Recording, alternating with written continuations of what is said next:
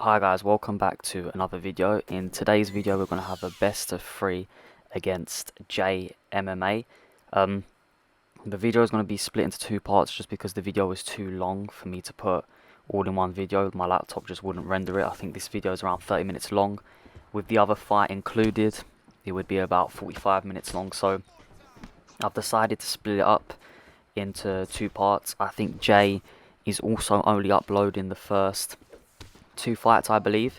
So these 2 fights that you're going to see today will also be on Jay's channel. I'm not sure when he's going to upload it, but there's going to be a link in the description. Please check out JayMMA if you haven't already.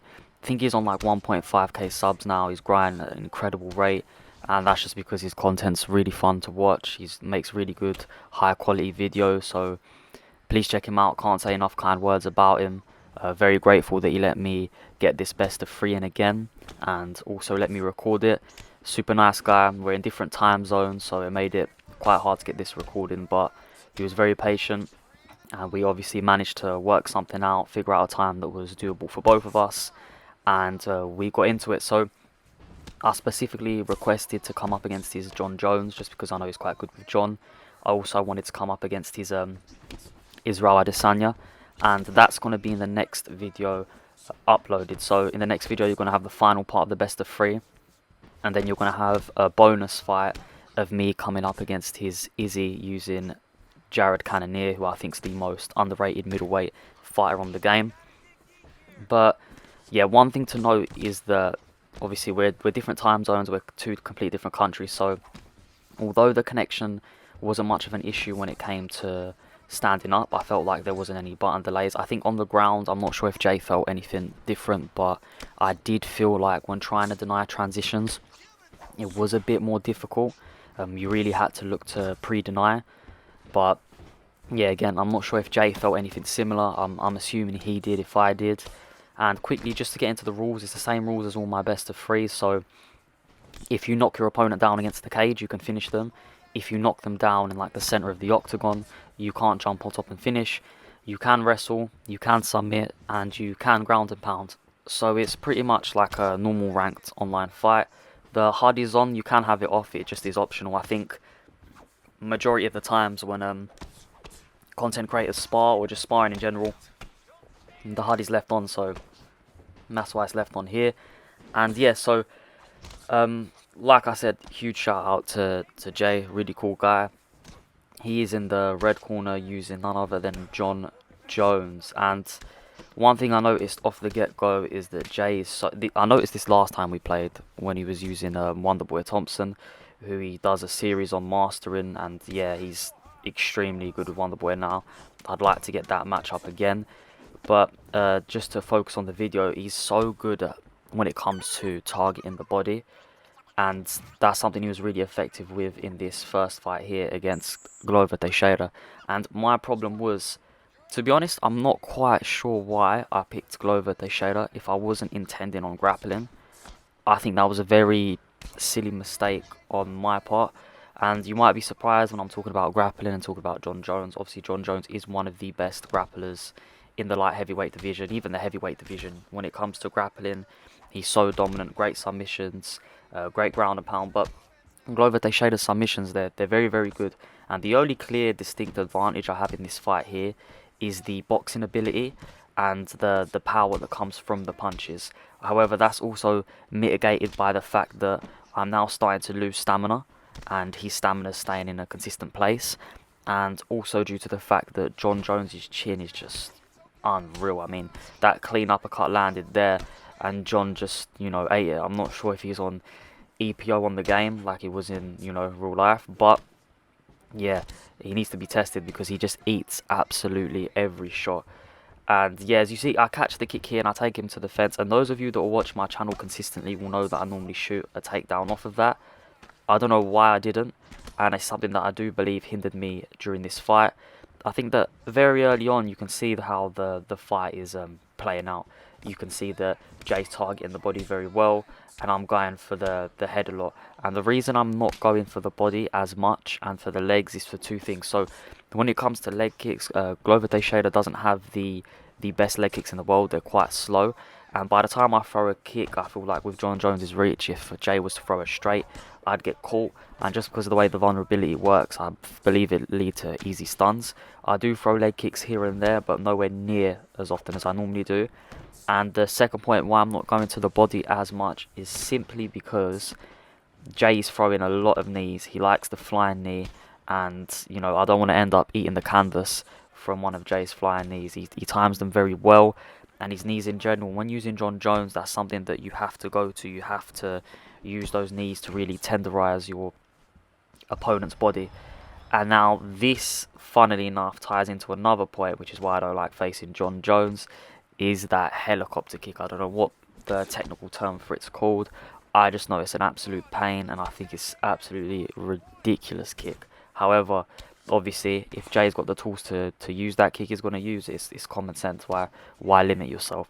So that kick is the reason why my hands are always so high, because I'm not sure if many of you've experienced a knockout from that kick, but you can be in boxing range. You could literally be touching your opponent.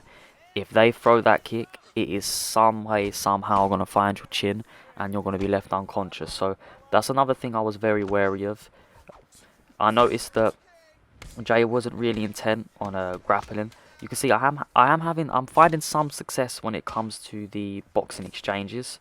I can see that I'm landing at a decent rate. I'm going through the block. I'm starting to do some damage. His head health slowly going lower. But the real big talking point of the fight right now is that my body health is just going down and down and down. And Jay seems to be in a great position. I mean, his body health is pretty much untouched. His stamina's in a great place. My stamina's slowly depleting. And just based off our fights before, they tend to go into the third, fourth and fifth round. We normally reach those championship rounds. And the real big threat of coming up against Jon Jones, even though he hasn't looked to initiate the grappling as of yet, is still a very big possibility that in the fourth and fifth, if he's got a huge stamina advantage and starts lighting me up, he can shoot for a takedown and look to play out a submission, because Jay's ground game is very underrated. And I think throughout the course of the video, you'll grow to realise that Jay's a very well diverse player across all aspects of the game. I'm a big fan of his channel. I watch a lot of his videos, and I could see that on the stand-up compartment he was very good. So it was good to see that on the ground he's also matching that ability. I do think his stand-ups are better, but yeah, very good ground game. I was very impressed, and like I said, you should see that later in this video or maybe in part 2. I'm hoping to upload both at the same time, so you could watch this first part and then jump and watch the next video. Again, sorry that had to be in 2 videos. It's just because my laptop couldn't render it. But getting into the fight, obviously in the third round now, and you can see these knees, my goodness gracious, they're absolutely ripping me here. The knees are hurting. We get the stun here. I'm pressing. His block was quite low. I felt like he was just out of reach, and I didn't want to overexpose myself and get hit with a knee, because then I'd be humbled straight away. So I went for the leg kick just to throw something else in there. He gets his hands up there. Luckily, obviously, we just moved away from that spinning kick. And this is one thing I always say to everyone, is that you can learn a lot from watching back your fights. You can also learn a lot from sparring high-level people. So sparring Jay here, and if you watch the first best of 3, I've made the same mistakes again on the first fight. I've left my body way too open. I'm not sidestepping the spinning kicks. I'm not getting out of the way of the spinning kicks. I'm not covering up for the knees. And it's the same issues. So off of this, I now know that in the next fight, because now it's at the point of no return. Like, my body health is so low that it doesn't matter if I start blocking loads now, because it's only going to take a matter of shots to really, start to hurt me, even knock me down, get the events. But it's something that going on to the next fight, I'm going to have to look to improve upon. And as you can see there, I went to the body and he threw a knee, and that's exactly what I was worried about. Fortunately, I don't know if it wasn't a clean connection or if the game just saved me there, but it didn't result in a knockdown or a stun.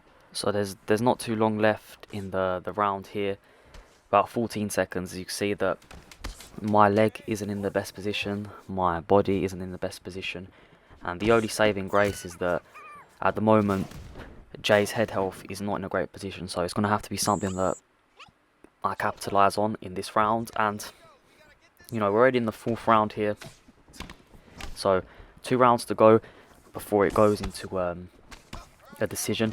And I can either go out on my shield here, because at this point I do think that I don't know how the judges are scoring it, right? So I could be up on the cards, but at this point here, I know that I probably need to go out on my shield. I probably need to make something happen quick. And look at that combination. Absolutely tore me apart there. That was beautiful from Jay.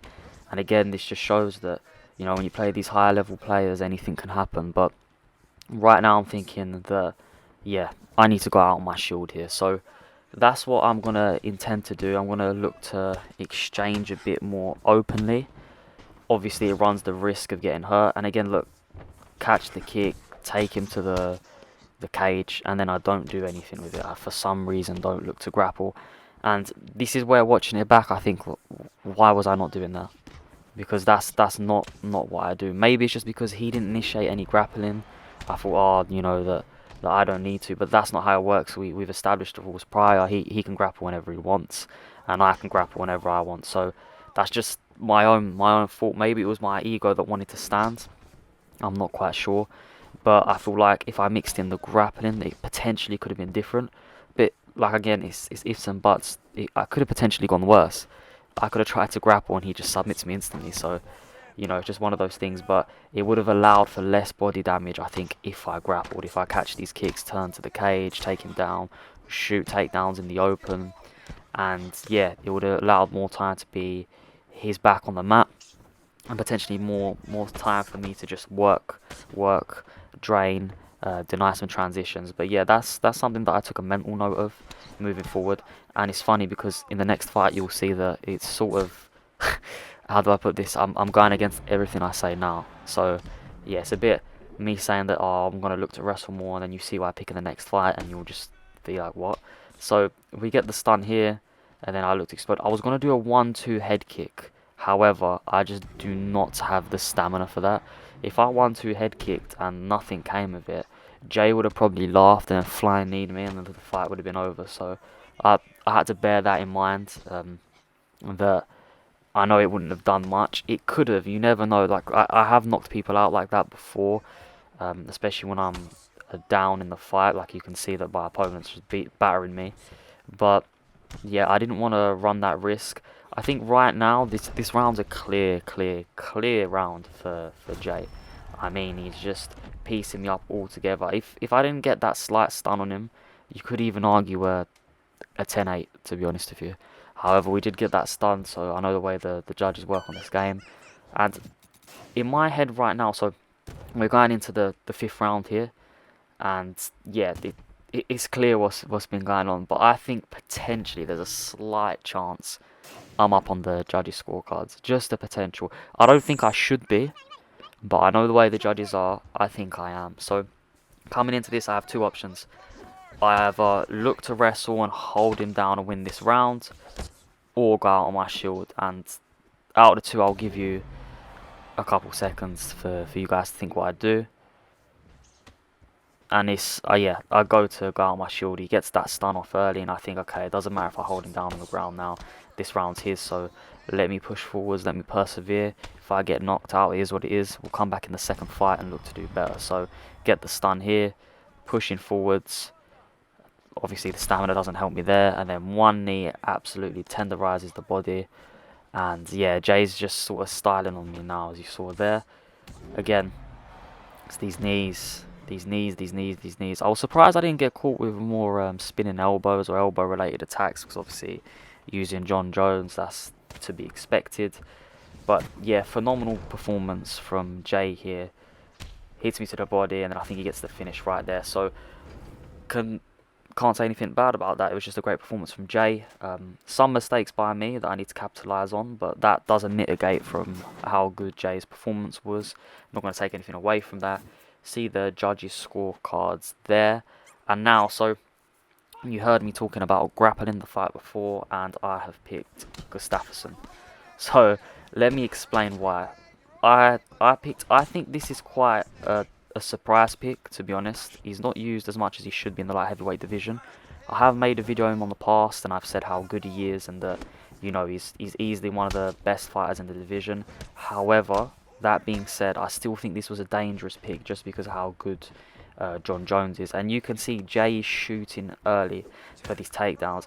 And, you know, I now know he's going to look to grapple. Gustafsson doesn't have the best grappling. Definitely doesn't have the worst.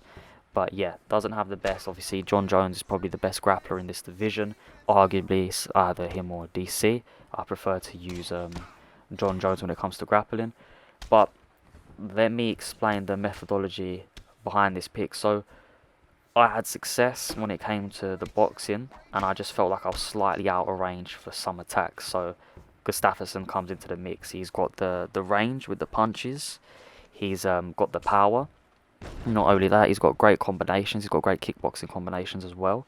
And one thing I feel I can utilise more is I can throw occasional leg kicks. Yes, Gustafsson's leg kicks aren't the best. However, he's got very good teep kicks and very good front kicks. And every time I use him, it seems to catch a lot of people off guard. So with that thought process in mind, it's why I selected him. And I felt like I could have a better fight.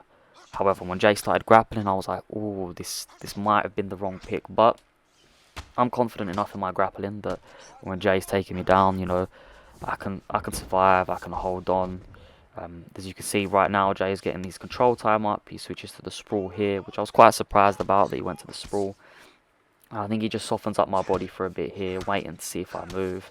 But I wasn't going to try and move just because I was waiting for him to move, get the deny and flip the position. So stand back up, hits me with a switch kick, which was stunning. Definitely felt that. But yeah, so Gustafsson, this is my pick. I think this would take a lot of people by surprise, especially when I mentioned grappling and then I picked Gustafsson, which yeah doesn't make too much sense. I can give everyone that, but I just thought based on the fight I had before, this could be a good matchup here on the feet for sure. And you know, things that I needed to improve on, I have to stay out of range of those kicks, maybe potentially land some kicks of my own. Definitely block the body shot. So as you can see, the knees are starting to come through already, but you'll notice as the fight progresses that I can get out of the way of some of those. And you can see I threw the front kick there, and then he threw a front kick back. But this is stuff that wasn't in the fight last time. This is stuff that I wasn't utilizing. So it's new things for Jay to think about. So the front kicks, the teep kicks, the leg kicks, they're all new things, and it's more dangerous him coming into range now, because before with Glover he could come into a range where he could punch and I couldn't hit. However, with Gustafsson, if he comes into that range, I have that ability to punch back, hit back, and do a lot of damage. So this is something that Jay has to adapt to differently, and maybe that's how he's incorporated the wrestling component to it, maybe thinking that if he wears me down on the ground, it will be easier to deal with on the feet, which again makes perfect sense. And you can see I'm getting out of the way of that body kick there, and then we're throwing that front kick. I'm letting him know that the front kick's there. Clinches, go for a takedown attempt, we deny. And the only thing I can see right now that isn't great is that Jay's controlling the centre of the octagon a lot, and I am letting him. He's pressuring a lot more. You see, I'm sidestepping these kicks now. He's starting to miss. The head movement's slightly better, and I'm forcing more of a boxing exchange. And although a lot of the fight was predominantly boxing exchanges in the Glover Teixeira fight, I feel like Jay was doing a better job of utilising his kicks. So he clinches here. I felt like he was going to drag me to the fence and work in a takedown. And this was where I was going to say that's the only thing that isn't great right now, is that I am backed up towards the fence. However, I'm more than comfortable with him pushing me back like this, because as you can see there, look, I rotated away. I changed the position there. So I didn't even have to lunge away, I just rotated the position. And you can see I'm letting myself back up towards the fence again. And then if I feel that I'm a bit vulnerable, you'll see that I'll try to rotate away. Obviously, you've got the ability to lunge on the game. Jay's throwing these oblique kicks now, but I felt that the oblique kicks, when he was throwing them there, he should really be throwing them when I'm stepping in, because that's when they'll be catching me. But where he was throwing them there, I was just able to quickly, you know, get my legs out of the way. But overall, I think I'm having a much better fight. And the first round obviously got taken down, but right now I think that, you know, having a lot more success in denying certain things, especially blocking my body. Again, my body health right now isn't in a great position either. Can't pretend that it is, because it is lower than my head health right now. But Jay is definitely going predominantly less for his body shot. He's trying to go up top a lot more, just because you can see that the body shot's getting blocked. And you see, catch that knee, which was big, go for the uppercut there. Jay rips off a little 3-piece combination there, which was really good. But again, right now I'm feeling so much more comfortable than the Glover Teixeira fight. I feel like the length and the range is really providing me with a more, I wouldn't say an advantage, because obviously I think John Jones has the bigger reach, but it's sort of a level playing field. I feel a lot more comfortable. I feel like I can really step into my punches, and we're doing a great job of avoiding that oblique kick. And one thing is, if you compare this fight to the last fight, by this point in round 2, I think my leg was already in bits, my body was in bits, so holding up a lot better. The body shots are starting to land a little bit more now. The success rate is starting to go up for Jay. However, it's not to the point where it was last fight. He goes for the flying knee there. And yeah, that's the end of that round. So I'm growing in confidence, and going into round 3, I'm really feeling like I can start to pressure a bit more, land our own roundhouse to the body. Like I said, I feel like Gustafsson's kicking game is really underrated. Definitely not the best in division when it comes to kicking attacks, but you know, more than competent enough to throw kicking attacks and cause damage. So you can see Jay's been a lot more aggressive, and I don't know if this is just because he wants to push me to the fence and look to grapple, or just because he feels like the fight is more evenly balanced than the first time. And he hits me with the helicopter kick. I drag him away towards the cage, and then I choose to back away, clinches, land some good strikes in there. And I was going to shoot for a takedown there, but you know, I'm not silly. If I take him down, he reverses the position with John. I've just shot myself in the leg. It's a catch-22. Yes, I'll get the takedown and some control time, but if he reverses the position and stays on top for the rest of the round, I've basically given him the round. And yeah, I've got stunned, but as long as I can get a stun back or potentially a knockdown, then I can level out the playing field. And I feel that staying on the feet gave me more chance of bringing back this round, which is why I didn't go for the takedown there. But you can see that I'm fighting with a lot more confidence with the combinations. I'm really ripping them. I'm throwing when John's throwing, and that's just because I don't feel like John has the power in the hands really to trade with Gustafsson. John's definitely powerful, but I felt like when we both landed at the same time, there was a bigger reaction, 100% when I landed. But it's just the kicks for John, and there's that front kick. See, this is something that wasn't in the first fight that now I could implement, and it has been causing problems. The front kicks and teep kicks, it's not something I've been constantly using, so it's not something that would be on Jay's mind consistently, but I was filtering them, I was sprinkling them just bit by bit, and I've done enough damage to the head now where you can see that I'm starting to light up John here. And right now the round, I'd say, is at 50-50 because he's just got the stun here. Goes for it again, nice little block. But if I can get a knockdown and really secure this round, that would be big.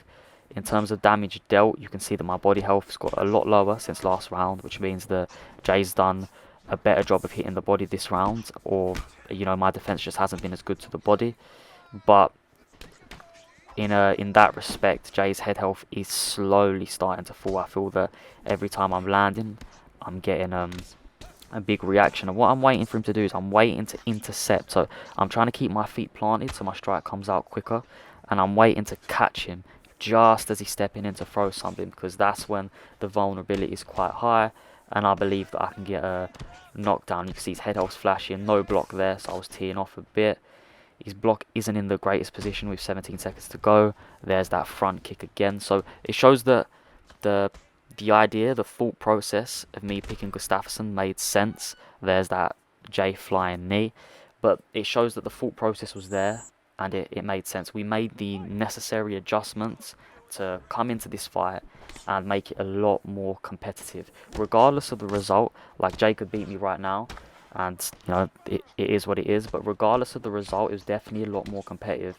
And you can see that I'm breaking the block now, and it's not like I'm looking to just block break. I don't see his blocks low and I just whittle 100 punches. I'm breaking the block, I'm stepping back, I'm really looking when to pick these shots. Good head movement there to avoid that straight, which saved my block some damage. And you can see I'm starting to piece away at Jay now. It's slowly starting to come together, and that's exactly what I was on about, waiting for him to step into something, catch him there, get the knockdown. And his head health's in a terrible position right now. So Jay's Jay's hope would be to absolutely rip my body or to wrestle. So I was expecting a takedown soon, to be honest with you. It is the 4th round. In terms of stamina, he does have the slight advantage. And I was expecting him to shoot. Goes to the teep to the body there. And I knew he was going to go to the body shot. So throw in that teep. Rip to the body. Go to the head. And yeah, I'm still being patient. Because right now I feel like I'm in a good position. And then bang, he hits me with a front kick back, as if to say like, look, you caught me twice, so let me catch you with one. Goes for a takedown, but because of distance management, I was out the way, so it didn't even come. He didn't even have time to grab my leg, which is good. Didn't let him get near it. And again, I knew it was coming. As you can see, every time he was throwing now, I was backing away, just getting slightly out of range. So the helicopter kick, thankfully, didn't land. We then blocked the body one. And I'm just waiting again for him to step in as he thinks I've stopped and try to hit me with something. He hits to the body, big reaction there out of me, stuns, went to go to the head with a helicopter kick. Fortunately, we blocked that. And yeah, so very competitive round right now. Although I feel comfortable, I am taking damage, and that's something that, I've got to hold my hands up and say that he's just doing a great job in attacking the body, and defensively I could be doing more, but I'm not getting complacent. As you can see, I'm being extremely patient. His block's non-existent now. I accidentally jumped on top and opted to get up because we're not finishing in the middle of the octagon. If I finished him there, that wouldn't have counted. We would have had to do the game again because that's not in the rules. That's not how this thing works. Drop him here with a beautiful lead hook. As you see, I'm trying to switch in between the stances to give him a different look. Block the body, and I'm trying to bait him into throwing stuff. I'm stepping in the middle and stepping out, and then that kick is so ridiculous because how is that landing from that angle? And that's the big problem. That's why my hands are up so much. Is I'm really worried about that kick. It just always lands, and when it does, it hurts. But if you look at John's head health now, it's just it's non-existent. It's like Rockhold's chin. It's just not there. Breaking away at this block, and then we get the knockout finish. So this was the first 2 fights. I'm going to upload the next one. Should be uploaded at the same time, and in that video I'll also have a bonus video facing his Israel Adesanya against Jared Cannonier. Don't forget to check out Jay's channel. It is linked in the description. Shout out to Jay. Thank you to everyone that subscribed and supported the content as of recently. Hit 170 subscribers. Any content suggestions, let me know in the comments below. And any YouTubers or content creators you'd like to see me fight next, let me know in the comments, and I'll try to get that out to you. Thank you very much for watching, and I'll see you next time.